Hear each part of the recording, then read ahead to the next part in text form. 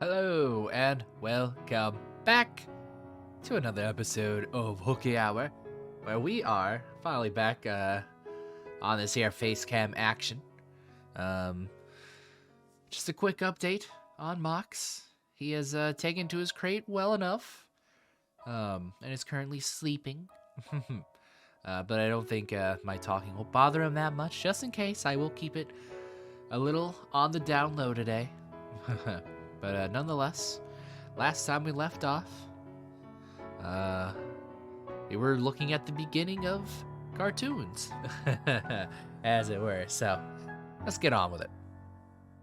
Say, for example, a moving record of the opening ceremony of the railroad. That would be something worth watching. And then in time, it would expand beyond a mere record-keeping technology and find its way into the hands of artists.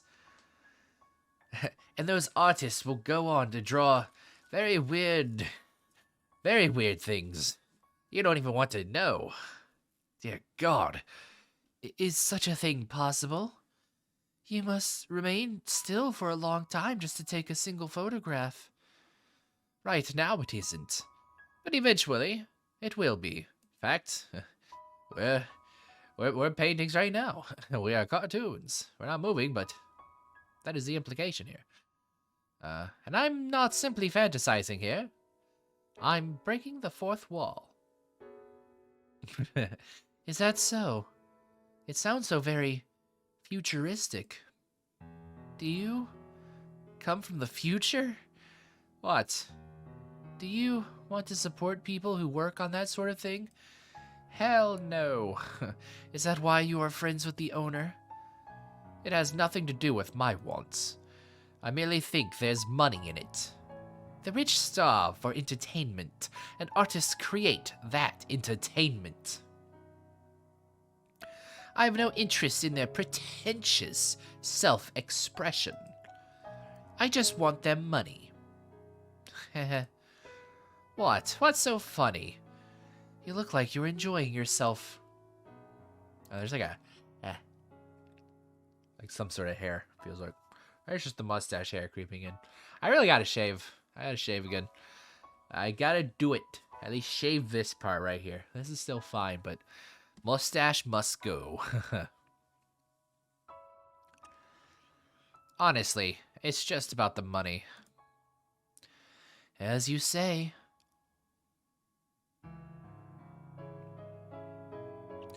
Alright, let's get moving. Next is dinner. What? We're leaving already? Does that displease you? No, not at all. To tell you the truth, I wanted to spend a little more time playing with the Phenacus wheel, but I cannot bring myself to say as much. Reluctantly, I approached the owner to return the wheel. Don't bother. Bring it with you. What? But if you don't want it, that's fine too. Just make your decision quickly. You're making the driver wait. Having said that, Jacopo exited the shop. I alternated between looking at his back and the Phenacus wheel, debating what I wanted to do. And then with a smile, the owner whispered to me, "Break up with him." You're allowed to keep it, really. Your husband out there had it made as a gift for you. For me? A little while back, he came to my shop asking if I could make a oh no, Phenakistoscope.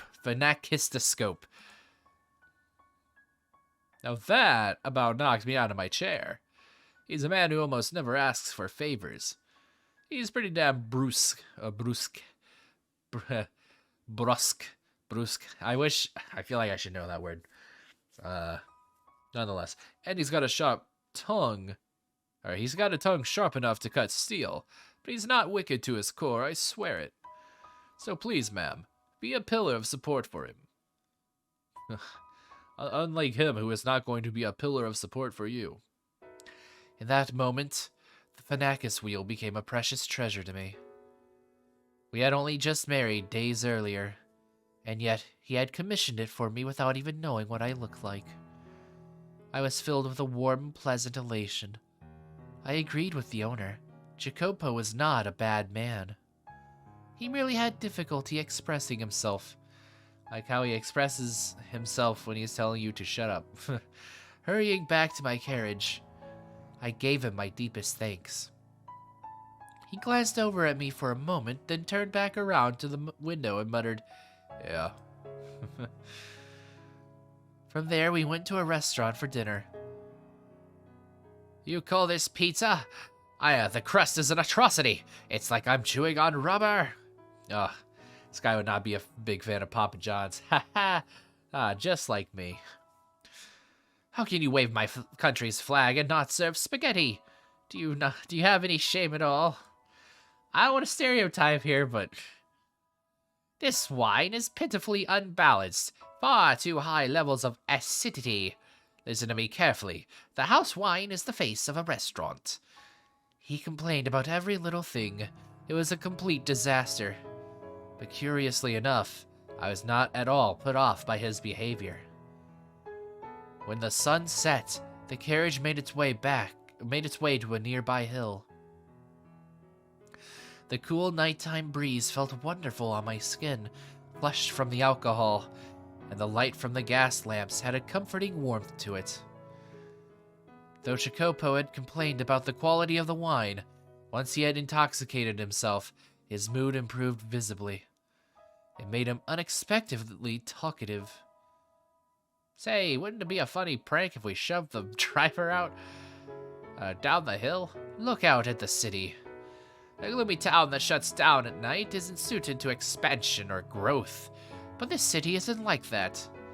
You can see people walking beneath the lamps, and you can hear the bustle of them talking. This is a city that still has plenty of room to grow.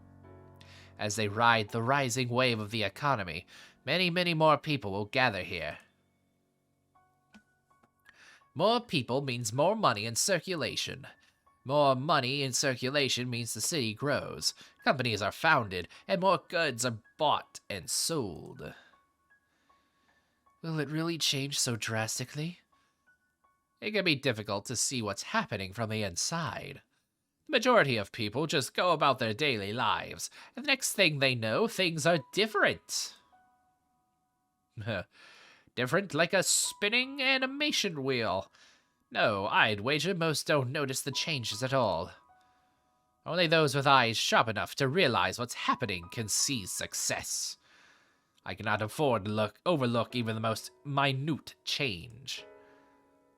Do you have a dream of some kind? A dream?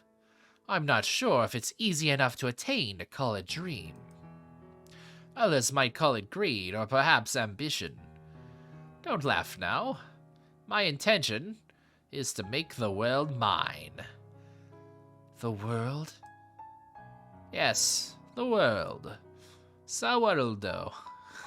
And to do that, you need neither physical strength nor kindness, but money and influence. You know, I wonder how much of this is actually the maid telling us this tale, because if you remember in the last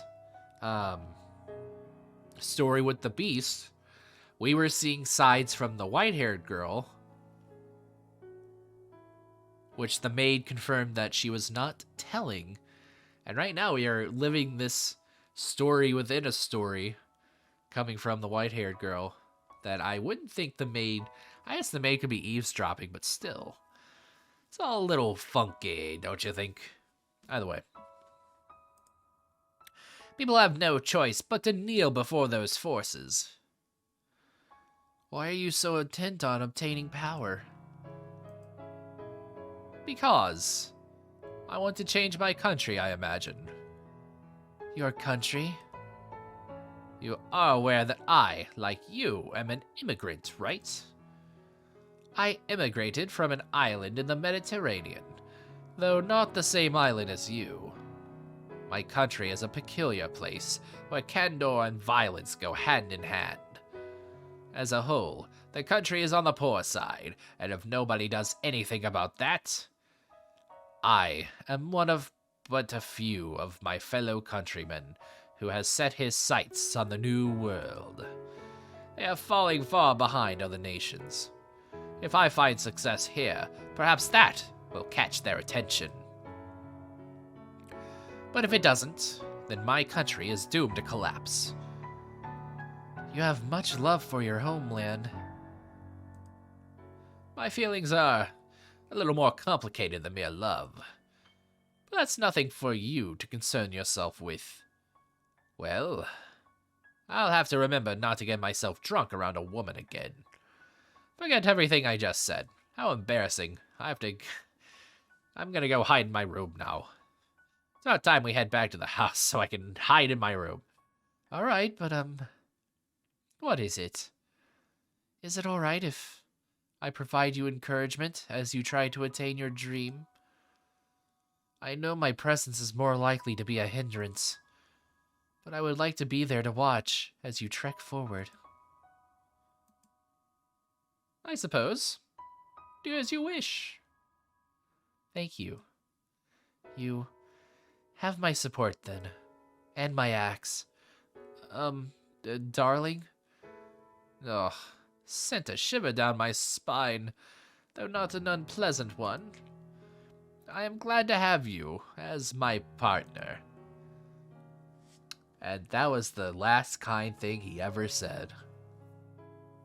I was without a doubt happy back then. Or happy then.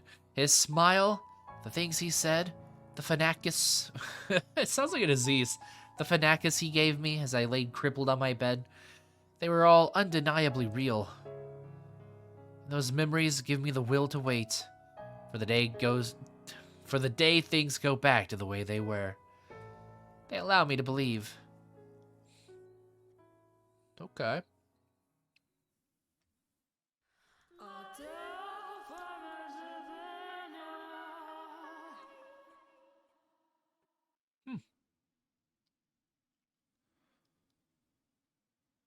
This is a nice piece of loading music. Anyways, oh, this is something that actually happened to another maid.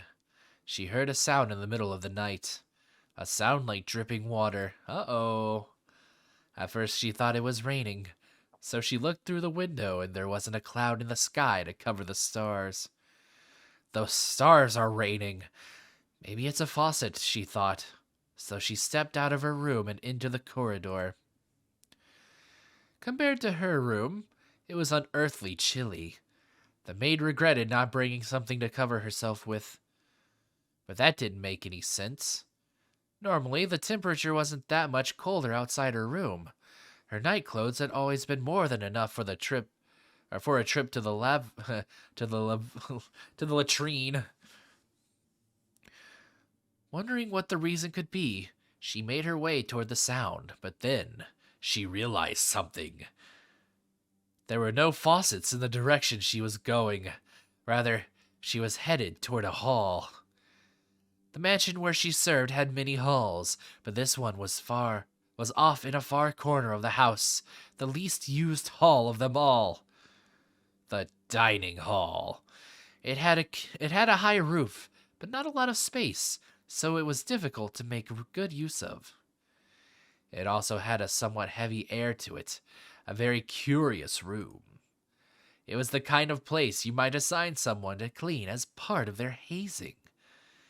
Anyway, when the maid realized the sound was coming from that particular hall, she, as you might expect, let out an uncomfortable sigh. But there might be a leak, and having noticed, she couldn't simply ignore it, you know. So, as much as she hesitated, she pushed open the doors to the hall, and that is where we will leave off next time on Hooky Hour. So until then, I will see you. Bye!